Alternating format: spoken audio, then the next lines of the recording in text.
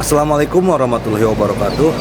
Oke, seperti biasa sebelum dilanjutkan cerita pedang King Dao-nya, bantu Mimin tekan tombol like dan berkomentar. Juga terima kasih sudah dan sebelumnya. Gas. Bab 1465. Ye Xuan, di jalan, Wu Bianzu berjalan perlahan sambil membawa sebotol anggur. Sambil memandangi jalanan yang ramai di kedua sisi, dia tersenyum dan meneguk anggurnya banyak-banyak. Ambisi, dia benar-benar tidak memilikinya lagi.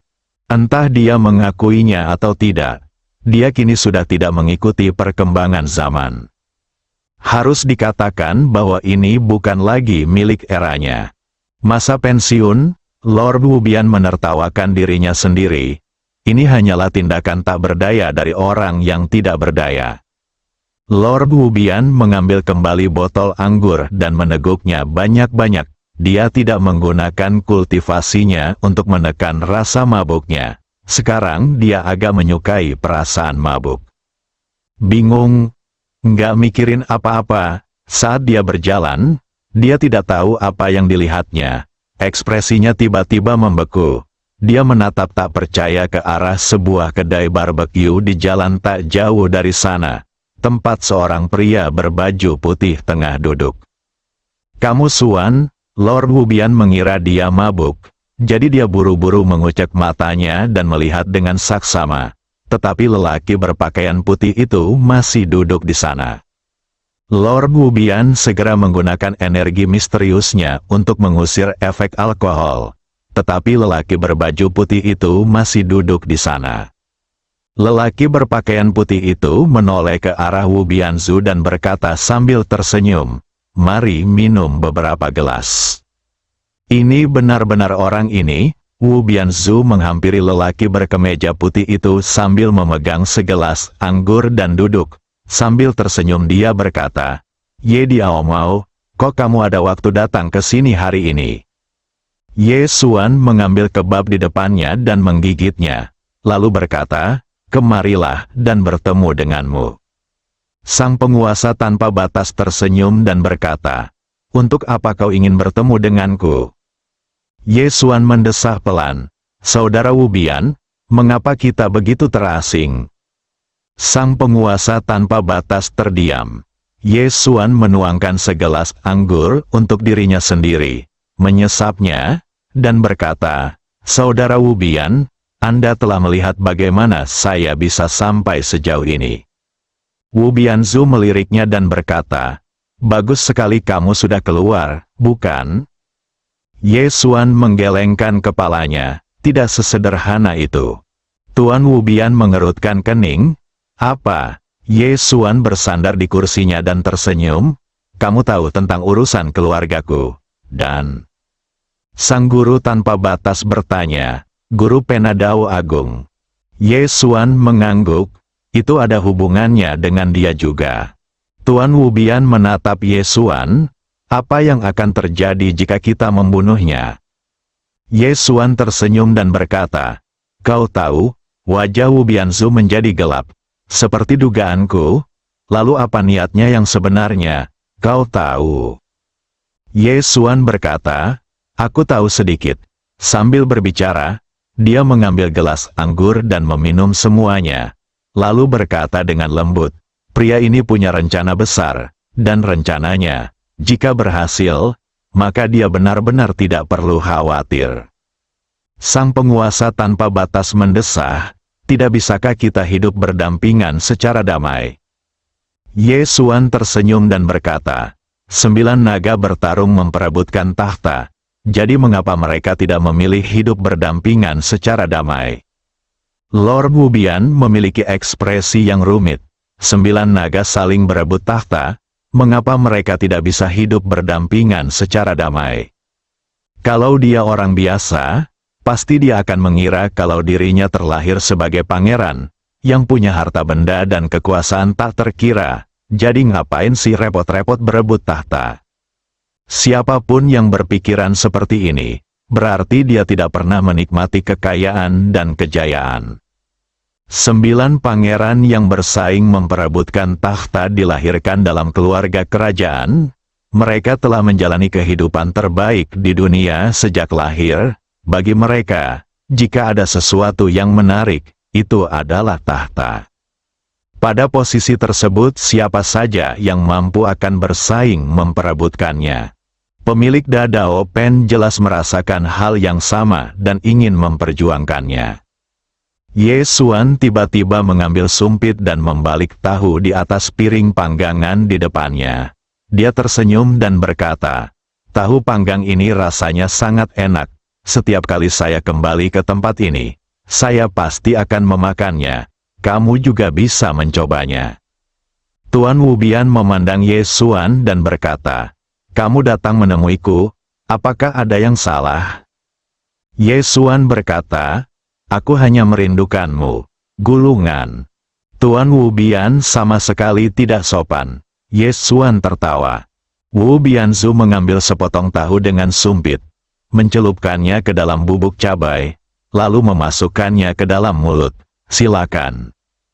Ye Xuan berkata, "Saya datang ke sini kali ini untuk meminta bantuanmu." Penguasa Wu Bian memutar matanya. "Kau ingin bantuanku? Lihat keadaanku saat ini, apa yang bisa kubantu?" Ye Xuan berkata, "Kamu bisa melakukannya." Tuan Wu Bian menatapnya dan berkata, "Apa yang bisa kulakukan untukmu? Kau ceritakan dulu padaku." Ye Xuan berkata, "Apa tatapan matamu itu? Apakah aku akan menipumu?" Sang penguasa tanpa batas berkata tanpa ragu, "Ya." Ye Xuan, Tuan Wu Bian mengambil tusuk daging panggang dan mulai memakannya. "Silakan, tapi jangan salahkan aku karena tidak memberitahumu sebelumnya. Kemampuanku terbatas sekarang. Jika kau ingin aku membawamu untuk mencuci kakimu, itu tidak masalah. Jika kau ingin aku membantumu bertarung, maka lebih baik kau menghemat energi." Ye Xuan tersenyum dan berkata, "Ada semacam keberuntungan di dunia ini, yang merupakan keberuntungan terkuat di dunia. Tahukah kamu apa itu?" Penguasa Wu Bian memandang Ye Xuan, dan Ye Xuan tersenyum dan berkata, "Aku memiliki keberuntungan seperti ini, dan kau juga memiliki keberuntungan seperti ini. Kematianmu terakhir kali hanyalah seseorang yang mengujimu, menguji seberapa besar keberuntunganmu." Lord Wu Bian memandang Ye Xuan. "Apakah dunia ini benar-benar seperti itu?" Ye Xuan berkata, "Benar atau salah, salah atau benar, itu tidak penting. Yang penting adalah hanya ketika Anda sangat salah, Anda memenuhi syarat untuk menyentuh kebenaran." Pada titik ini, dia melihat sekeliling dan berkata, "Sama seperti tempat ini, hanya ketika Anda mencapai puncak kekuasaan di dunia ini, Anda akan memenuhi syarat untuk memahami banyak kebenaran. Jika tidak, apa yang Anda lihat adalah apa yang ditunjukkan oleh atasan kepada Anda, dan apa yang tidak ditunjukkan oleh atasan kepada Anda. Anda tidak akan pernah melihatnya dalam hidup Anda."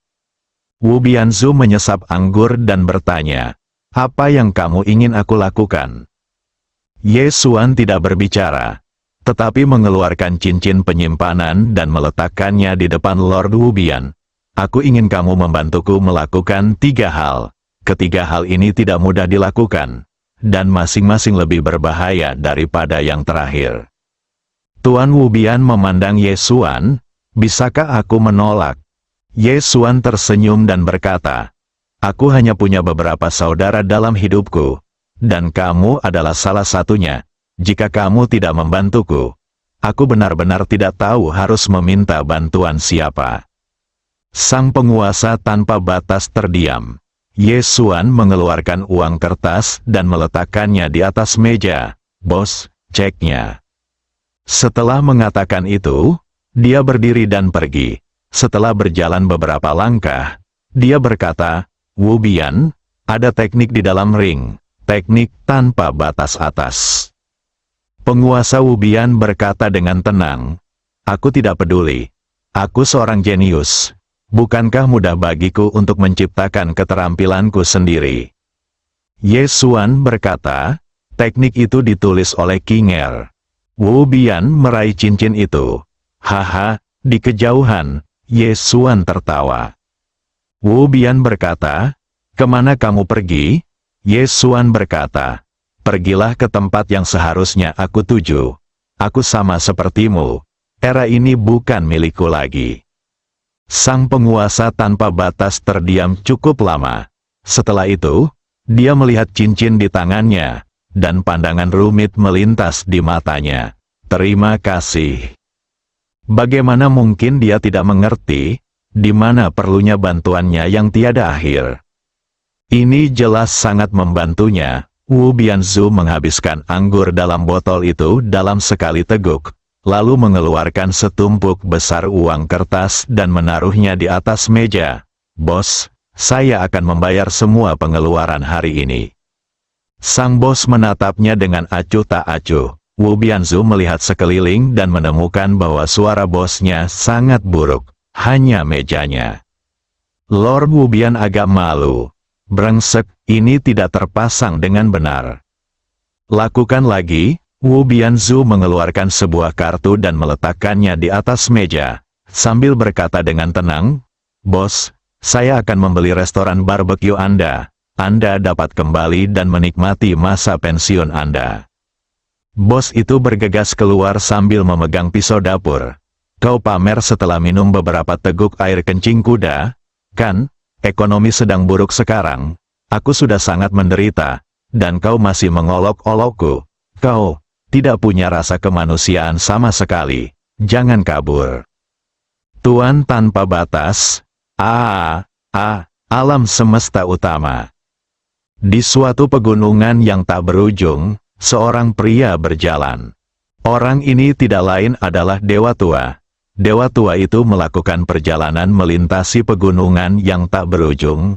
Setelah waktu yang tidak diketahui, dia berhenti. Di ujung pandangannya, ada pilar batu yang menjulang ke langit. Pilar batu itu menjulang dari tanah dan menjulang lurus ke langit, seolah-olah menopang langit dan bumi. Setelah Dewa Tua itu berhenti, dia perlahan berjalan menuju pilar batu. Setelah beberapa saat, ia sampai di depan pilar batu, yang di atasnya terukir beberapa lingkaran ilusi. Setelah Dewa Tua itu melihat lebih dekat, dia melihat ke balik pilar batu. Ada jalan di belakang pilar batu. Di ujung jalan, ada gerbang batu. Gerbang batu itu juga tingginya hampir 10.000 kaki. Berdiri di antara langit dan bumi, megah. Pada saat ini, tiba-tiba terdengar langkah kaki dari belakang Dewa Tua itu. Dewa Tua itu berbalik dan melihat bahwa orang yang datang adalah pemilik Dao Pen. Pemilik Dao Pen tersenyum dan berkata, "Kita bertemu lagi." Dewa Tua itu tersenyum dan berkata, "Itu seharusnya bukan suatu kebetulan, kan?" Pemilik pena Dao berkata, "Saya datang ke sini khusus untuk menemui Anda." Dewa Tua itu bertanya, "Ada apa?" Pemilik Daobi memandang gerbang batu di kejauhan dan bertanya, "Tahukah kamu apa yang ada di balik gerbang batu itu?" Dewa Tua itu menggelengkan kepalanya dan berkata, "Aku tidak tahu. Aku datang ke sini karena penguasa alam semesta memintaku untuk datang ke sini dan melihatnya." Sang Master Dao Pen menatap Dewa Tua itu, "Kalau begitu, tahukah kau jati diri sebenarnya dari penguasa alam semesta?" Dewa Tua itu berkata, "Aku tidak tahu." Sang Master Dao Pen tersenyum dan berkata, "Identitasnya tidak sesederhana yang terlihat."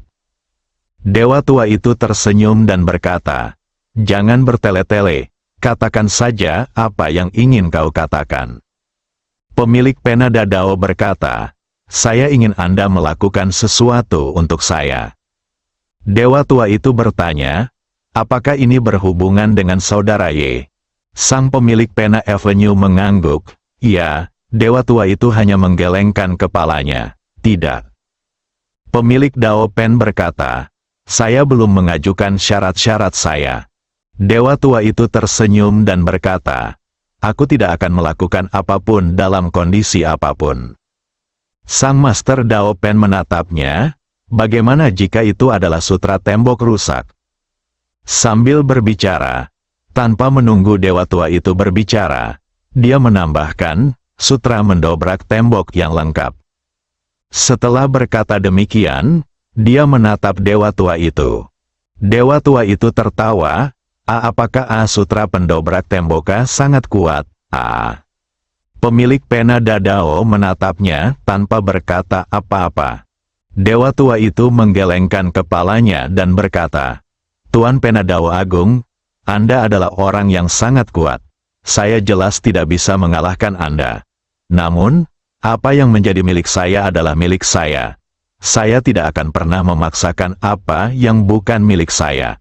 Apalagi menggunakan cara apapun untuk mendapatkannya. Setelah berkata demikian, dia berbalik dan berjalan menuju gerbang batu.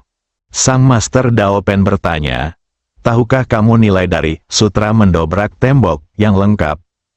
Dewa tua itu bahkan tidak menoleh ke belakang. Jagalah hatimu yang tulus. Pikiran palsu tidak akan muncul. Jalan agung akan bertahan selamanya. Mengapa mencari di luar? Bab 1466. Seberapa kuat dirimu?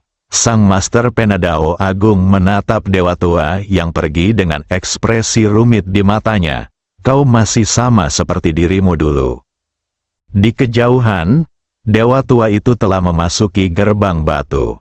Pemilik Dao Pen tidak mengikuti, karena setelah dewa tua memasuki gerbang batu itu menghilang. Di sana, ia benar-benar menghilang.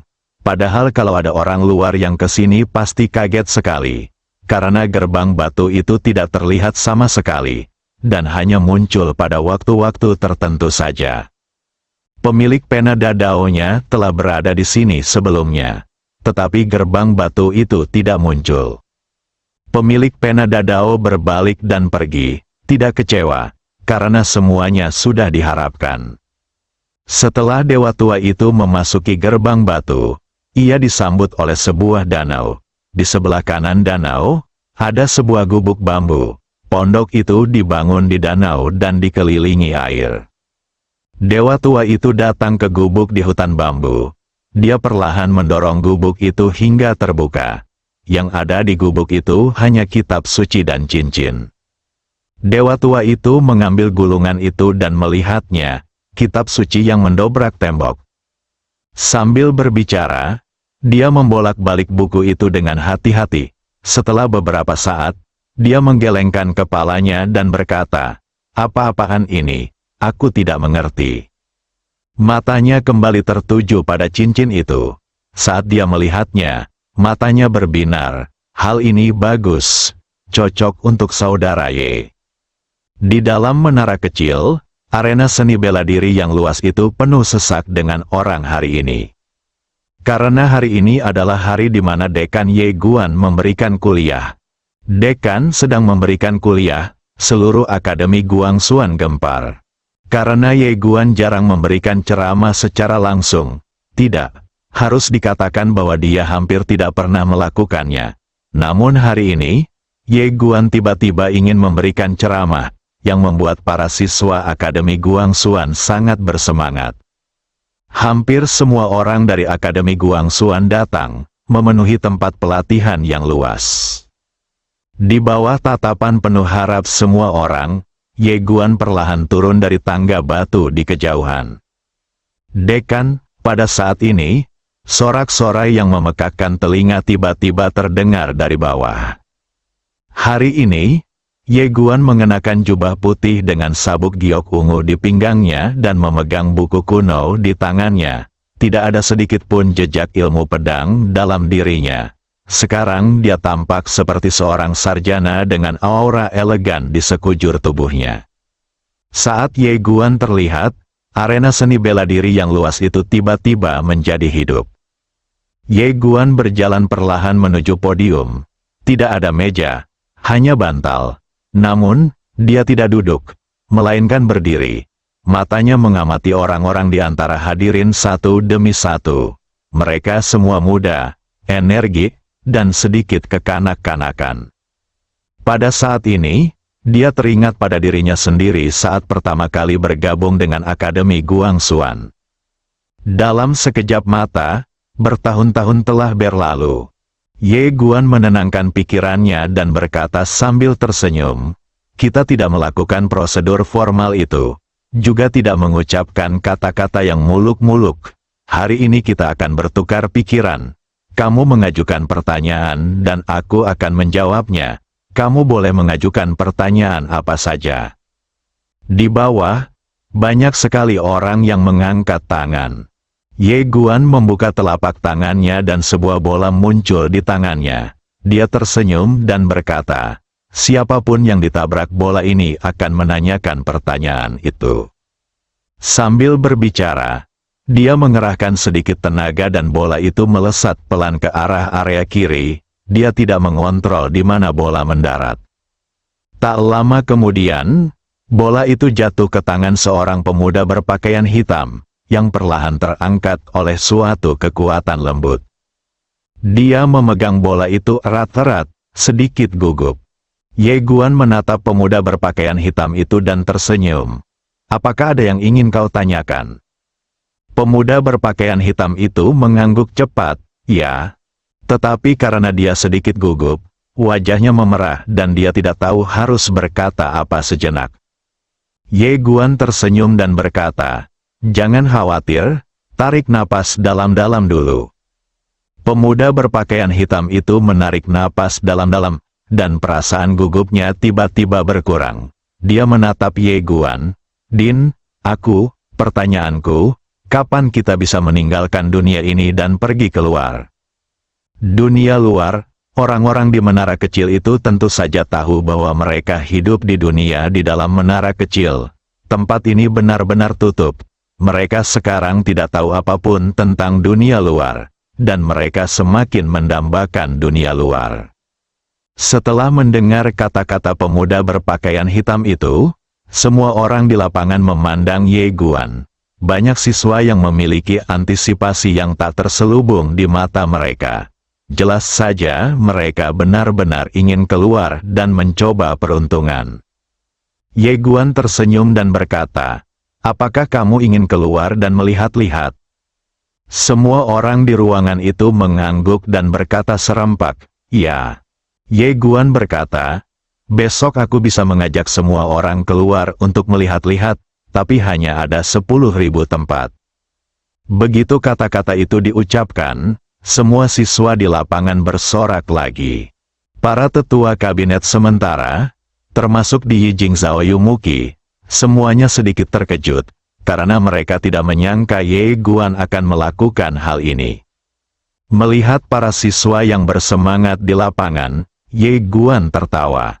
Sebenarnya, dia setuju bukan karena keinginan sesaat, melainkan sudah punya rencana sejak lama. Saat ini, alam semesta Guangxuan di menara kecil berkembang sangat pesat. Orang-orang di depan kita dapat dikatakan sebagai talenta terbaik di alam semesta Guangxuan. Jangan lihat anak-anak kecil ini yang sekarang sangat jinak dan sopan. Mereka sebenarnya sangat sombong di dalam hati mereka. Bagaimanapun, mereka adalah orang-orang paling jahat di alam semesta Guangxuan. Ketika tidak ada lagi lawan di alam semesta Guangxuan, mereka secara alami ingin pergi keluar dan melihat para jenius dan monster di dunia luar. Dan inilah yang diinginkan Ye Guan. Saat ini, peradaban alam semesta Guangxuan masih tak tertandingi dengan alam semesta utama di luarnya. Kesenjangan peradaban masih sangat besar. Oleh karena itu, ia memutuskan untuk membiarkan anak-anak kecil ini keluar dan melihat dunia. Setelah mendapat jawaban Ye Guan, pemuda berpakaian hitam yang mengajukan pertanyaan itu tertawa dan berkata, "Saya tidak punya pertanyaan lagi." Setelah berkata demikian, ia segera kembali ke posisi semula. Ye Guan tersenyum, dia merentangkan telapak tangannya, dan sebuah bola lain muncul di tangannya, yang melayang lembut ke kanan. Bola itu jatuh ke tangan seorang wanita yang mengenakan gaun hijau dan memegang pedang di tangannya. Awalnya dia tampak kedinginan, tetapi begitu dia mendapatkan bola, wajahnya tiba-tiba memerah karena kegembiraan. Tak lama kemudian, dia perlahan-lahan diangkat oleh suatu kekuatan lembut. Ye Guan tersenyum dan berkata, "Apakah ada yang ingin kamu tanyakan?" Wanita itu mengangguk cepat. Ya, Ye memperhatikannya, tersenyum dan menunggu dia bertanya. Wanita itu segera menenangkan dirinya dan menatap Ye Guan. "Din, seberapa kuat dirimu?" "Seberapa kuatnya?" Begitu kata-kata ini diucapkan, semua orang di lapangan memandang Ye Guan, termasuk Mu Yu, Gu Chen dan yang lainnya. Mata mereka penuh dengan rasa ingin tahu. Kekuatan Ye Guan hanyalah misteri bagi mereka. Karena di alam semesta Guangxuan, Ye Guan hampir tidak pernah terlihat beraksi, jadi mereka tidak tahu seberapa kuat Ye Guan. Mendengar kata-kata wanita itu, Ye Guan tertawa. Pertanyaan ini benar-benar sulit dijawab. Wanita itu bertanya, "Mengapa?" Ye Guan berkata, "Karena tidak ada referensi." Wanita itu tertegun sejenak, lalu dia menyadari bahwa tidak ada seorang pun di alam semesta Guangxuan yang dapat menandinginya. Pada saat ini, Ye Guan bertanya lagi, "Menurutmu siapa yang terkuat di akademi?" Kepala Kezan, semua orang di bawah menjawab serempak. Pertempuran Ke, sejak dia mengikuti Ye Guan, dia telah berlatih di menara. Tentu saja, Ye Guan tidak akan menyia-nyiakan bakat ini. Dia secara langsung mengangkat Kezan sebagai kepala Akademi Seni Bela Diri, khususnya bertanggung jawab dalam membimbing para siswa di akademi tersebut dalam bidang seni bela diri. Sebenarnya, ini seperti membuang-buang bakat. Lagi pula, jika Kezan dilepaskan keluar, dia sebenarnya tidak lemah. Dia setara dengan leluhur peradaban, setidaknya level 5 hingga 6 dari leluhur peradaban. Lagi pula, ingatan Kezan belum pulih sepenuhnya. Kalau sudah pulih sepenuhnya, kekuatannya akan semakin kuat. Tapi tidak ada jalan, yang paling kurang di Guangxuan Universe sekarang adalah bakat. Jadi Kezan hanya bisa mengemban tanggung jawab terlebih dahulu. Pada saat ini, Kezan muncul di lapangan. Setelah Kezan muncul, banyak orang di lapangan bersorak dan melambai padanya. Sebagai kepala sekolah seni bela diri Akademi Guangxuan, dia sangat populer di Akademi Guangxuan dan memiliki banyak pengagum. Ye Guan menatap ke arah Kezan dan berkata sambil tersenyum, "Saudara Zan, bagaimana kalau kita bertanding-tanding?" "Bagus," bukan Kezan yang berbicara, tetapi para siswa di bawah. Saya tidak tahu siapa yang meneriakkan kalimat pertama, tetapi tak lama kemudian semua orang mulai berteriak, "Ayah, ah." Kezan mengangguk. "Oke." Ye Guan tertawa, dan dengan lambaian tangannya yang ringan, dia dan Kezan memasuki ruang dan waktu yang misterius. Semua orang masih bisa melihat mereka, tetapi kenyataannya mereka sangat jauh dari semua orang. Kezan menatap Ye Guan. "Ayo." Setelah berkata demikian, dia tiba-tiba melangkah maju.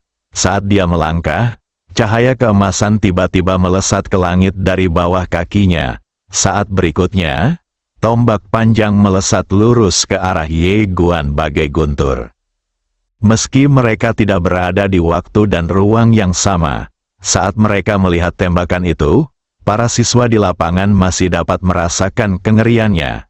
Ekspresi mereka serius dan mereka tidak dapat menahan diri untuk tidak menjadi sedikit gugup. Apakah dekan dapat mengatasinya? Pada saat ini, Ye Guan tiba-tiba menunjuk ke depan. Saat jari ini terjatuh, cahaya pedang memaksa Ye berhenti di tempat. Dalam sekejap, area di mana dia berada menjadi mendidih.